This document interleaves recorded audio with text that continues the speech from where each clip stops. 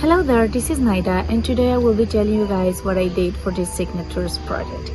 So I had to create a video game using the tool Scratch, and the topic of my project was to create like a didactic video game that could help people of 65 years old and older to learn how to use Office tools. As you may know, Office tools are really important nowadays because we use it to do accountability, to get reminder routines, to do presentations, to get in touch through email with our doctors, so basically everyone that has an email address. So it is important for our elders to get included during all this technology vibe. So I definitely try to make my best, and I will be telling you guys a little bit more about it. Alright, so when I started the creative process of this project, the main focus that I wanted to keep my attention on was the population itself, right? So as you may know, elderly people usually think that they need help with technology. In this case, I really wanted to switch sides of the story. So we are going to be elderly people helping a wizard. Why a wizard? Because it is easy for them to empathize with that character, because they are maybe on the same age range, and of course there will be positive reinforcements during all this. So this is basically the story of a video game. There's a wizard on a kingdom called...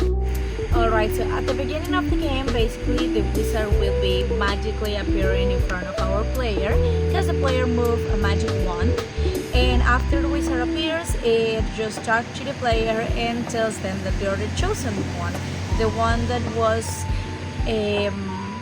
there to help them, right? And there's also a legend about this. So they will be like, oh my god, so you're the chosen one, I'm so glad that you're here. And then they will start a journey, and they will start like kind of training to beat the dragon, right? So the first step will be around OneNote, and on OneNote they will be able to basically create like a kind of notebook, and where they will be writing down the important ingredients for our recovery and health potion that will be used by the wizard in the future. But for now, we are just preparing the potions and what they need for. After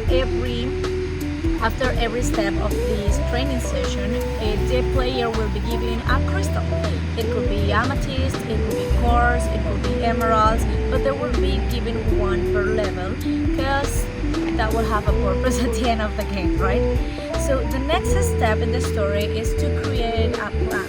The plan will be created by the player, and just for you to know, all these questions are open, which means that there are no wrong or correct answers, and that just gives us the possibility to create infinite stories, because it will depend on the imagination of the player. Because I don't know, if, for example, you want to tell me like, oh, the main ingredient to create a health potion is chicken soup, then that's valid, that's okay, it's your potion, not mine. So definitely it will be there, and the player will feel included, because there's nothing wrong with getting the ingredients they want. It's definitely just there. So also, during our journey, I will be giving positive reinforcements to the player that will make them feel confident about what they are doing and the work they are doing with the wizard. During our second level, we will be using Word, because in this tool we will be creating the plan to beat the dragon. So basically the player has to create a small plan of 3-4 steps maximum on how to beat a dragon and defend Tarea, right? So they can definitely use the expressions they want, the steps they want. So they can tell, step 1, drink the potion, step 2, fight the dragon, step 3, save Tarea. That's fine. Or if they want to get a more detailed thing, that's completely okay. I mainly leave these options open because I wanted them to feel included, just to leave their imagination free, so they can use the options they prefer, because they are open. The possibilities are open, and the only limit is their imagination. For our third level, I decided to get a team. Oh, whoops! Prior to the third level, actually, there's the battle. there's the battle in where the wizard will be trying to beat the dragon, and they will be able to use the health potion that the player created with them at the beginning. Once they beat the dragon, no, perdón, bórrala. In our third level, we will be using PowerPoint. This is mostly focused into like recognizing that on PowerPoint we can get images to do presentations. So we'll be getting an example of a presentation of what the wizard shows to the player the map of territory. So it will be like witches neighborhood, elves neighborhood, and then Tarea, right? Because that's the main map in where the story happens. So the wizard will be showing the player like, hey, this is the general map, this is the map of each neighborhood, and in here I want you to give the title of this neighborhood, like identify. So they will know that they have to drag an image into the presentation and then get it a title or something written to classify that image, right? Okay, so after they do that, after they recognize the territory and what it's into their limits, there will be the battle in where the dragon arrives to the kingdom. Then the wizard tries to beat him and is not able to, and then he ends up using the health potion that they prepare during the first exercise. As mentioned before, with each of these exercises they will be getting one gem. There's variety of types, but they will be getting one per level, right? So after they beat the dragon, they will be sending a letter to the king to inform them that everything is okay now, that everyone is safe, and that they were able to accomplish their mission. So they will be using emails for this. So I will give them like a fake email address of the king, and they will have to redact an email letting them know what happened. You know, just telling a little bit of the story. They can write as much as they want, because definitely that will be up to them how they experience it, how they imagine it. If, for example, during the game I saw that the wizard cast a spell to the dragon, then I would tell them that I felt it and that it was magic or something like that. So it's really up to their imagination and their perception of the game that they will be sending this story. And right after they send this letter, there will be like a kind of recognition by the wizard.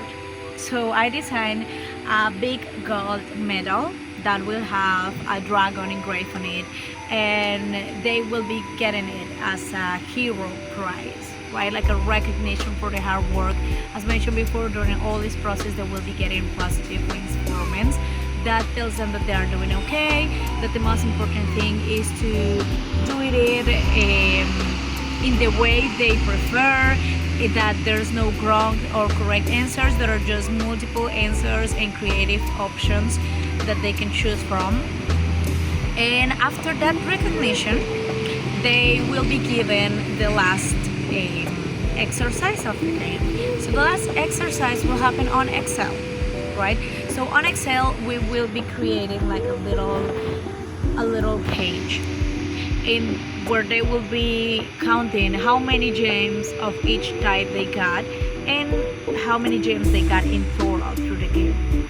That will be basically their treasure, like their collected treasure through the game. So once they're done, you know, counting the gems they got, they will have like a little celebration or a little congratulations and a certificate of being a hero and helping Tarea to beat the dragon and be safe. Basically, that's my video game. Of course, during all this process, everything has like around 3 to 4 seconds depending on how much test it has on it. I try to make it a little bit slower because I understand that for them it will take a little bit more time to read it completely or maybe understanding what they are trying to say. So also there's no rush. I mean, the next level of each video game starts after they are able to complete one task, and there's no limited time for that task, so they will be able to do so and move within their own rhythm, right? And basically that's it. I definitely enjoyed creating this video game because I was just so excited and so happy about thinking of my grandparents being able to send an email by themselves. and maybe just teaching them like, hey, you can contact me here to email. You can email your friends to ask them how they're doing. You can use Word in case you want to write a story or do something written. You can just do it in Word. You can use Excel for your daily accountability. For example, I need 10 carrots, 12 tomatoes, 1 lettuce, and that's a daily use for them. At the end of the video game, I also try to make the wizard give them some examples of the daily use. So the wizard will be like, oh, I also use Excel for my grocery shopping list, and just giving them some tips on how to use it daily. That's the main purpose. I try to do it as inclusive and patient as possible, because I understand it. Sometimes it's a little bit hard to learn something different or something new, and it's not because that new thing is difficult. Sometimes it just depends on how you are taught to do some things or how you learn it, if it was in the easy way or in the difficult way. And I definitely enjoy made these people learn while playing. That's the main focus, that they don't know they're learning, they think they're playing, but at the end of the day they will have like a real screenshot of how the office tools looks like, so they will be able to identify it on this real life. So we are setting realistic expectations. We are creating a video game that takes care of the dignity of the person who is using it, and basically that's it. I really enjoyed it, and I hope you guys will enjoy this story too. Thank you.